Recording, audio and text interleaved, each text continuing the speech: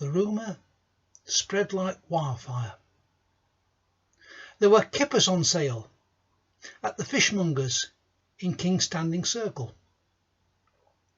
My mother threw my brother into the pram and we hurried over the hill and joined a long queue, in which we stood for most of the afternoon, at the end of which we were rewarded with 2 kippers, which we took home and devoured for our tea.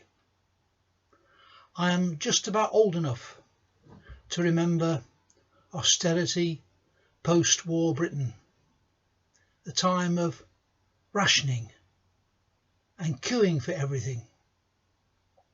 Anyone under 65 in this country has never known this kind of common want or deprivation. Within my lifetime, an increasing ability to have what we want when we want it is something we've begun to take for granted. The young in particular find it hard to base their life round personal inconvenience as a sacrifice for others. The worst of the behaviour that we've seen in this time, nurses being spat at, tyres of delivery drivers being slashed, is a 2-year-old's reaction to not being allowed to have what I want here and now. It's adults throwing their toys out of the pram. Interestingly, most of all this has taken place during this season of Lent, when Jesus went into the wilderness, didn't eat a thing for 40 days, not because he was on a crash diet, but because he was preparing himself to live and eventually die for others, including you and me. It was always a puzzle to me why the church placed Lent, which is at the beginning of Jesus' public life, right in front of Easter, which is at the end. The 2 events are 3.5 years apart in Jesus' life. I've realised over time the connection.